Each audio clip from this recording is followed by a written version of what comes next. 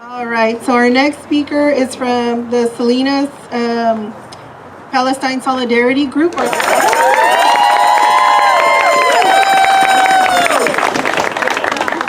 Hi, everybody. Thank you for showing up today. I didn't prepare anything official, so I'm just going to speak from the heart. My name is Lauren Walters. I'm with the Salinas Palestine Solidarity Group. We protest every Friday on the corner of Blanco and Main Street from 4:30 to 6. Any time you can give is super important, and I want to talk today about why. Why do we care about Palestine? That's like the first question that folks ask us. What does it have to do with what's going on here? Everything. My response is everything. So if you care about women's rights, and if you care about families, it has to do with Palestine.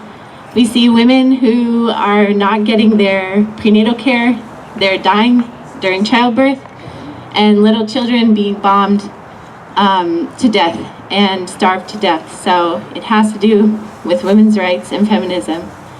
If you care about our budget, there's a whole lot of money being spent on bombs to bomb civilians and families in Palestine that could be giving us money for Medicare and universal health care, universal education, anything really that you care about here in the US that's not destroying communities and killing people.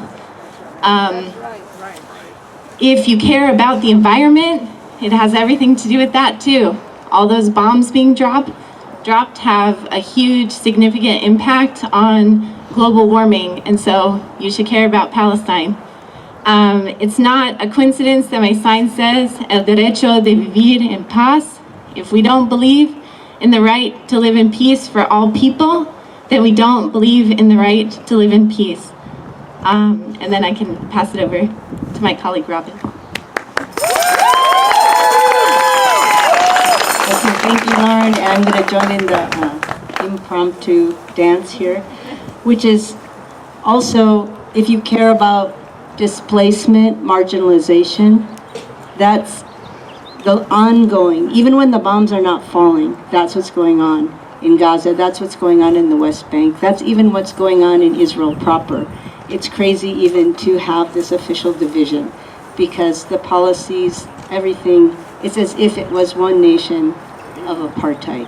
If you care about the twisting of history so that a argument for respecting human rights becomes an argument for abusing human rights, you care about Palestine.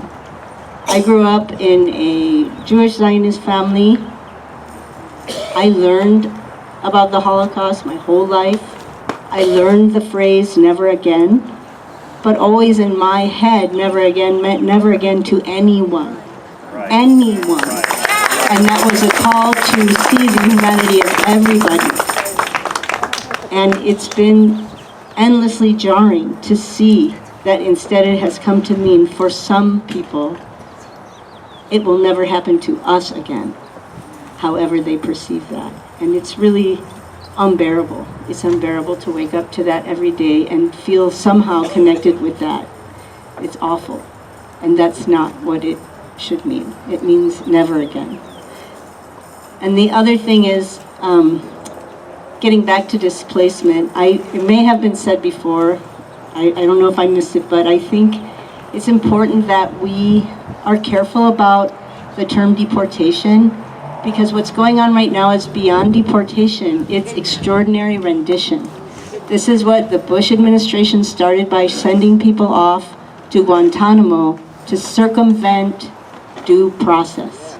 When we are sending people to a prison, a brutal prison, well, any kind of prison anywhere off of US soil, we're circumventing due process. And what crime did those people commit? They are now in a hellhole in El Salvador. They may never get out. We know about Abrego Garcia, we know about a couple others. The New York Times did an exhaustive research project on the people who were spirited off to this hellhole. And of all the 200 and some people, only 32 or 36 had any kind of criminal record.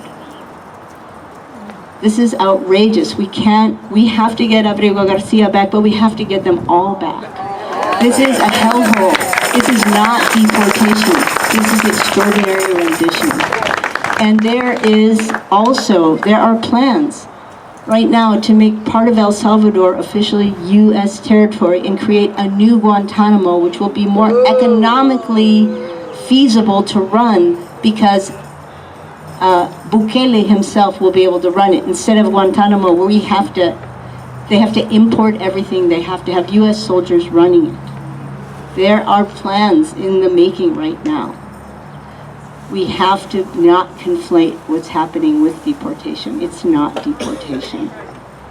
It's circumvention and extraordinary rendition.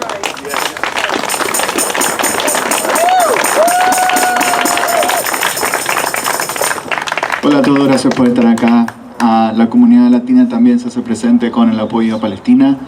Más que nada para recordarles que todos los viernes en la esquina de Blanco con South Main nos encontramos ahí para mostrar nuestro apoyo, para que se siga hablando de Palestina, para que nuestra comunidad y los lazos palestinos tengan esa hermandad que se merece. Los esperamos todos los viernes, 4:30 a 6, para que sigamos hablando de Palestina. También recordar que el boicot funciona. Estamos destruyendo a Elon Musk suffering. Boycotts are something that work. Stop drinking Coke. No more Coca-Cola, no more Pepsi. No more Starbucks. And be careful, Taylor Farms. Yes, please. We live in our community is strong. Yes, we have to be aware, Taylor Farms also. Oh yeah. It's there. So boycott works. Boycott works, Taylor Farms. Thank you, everybody.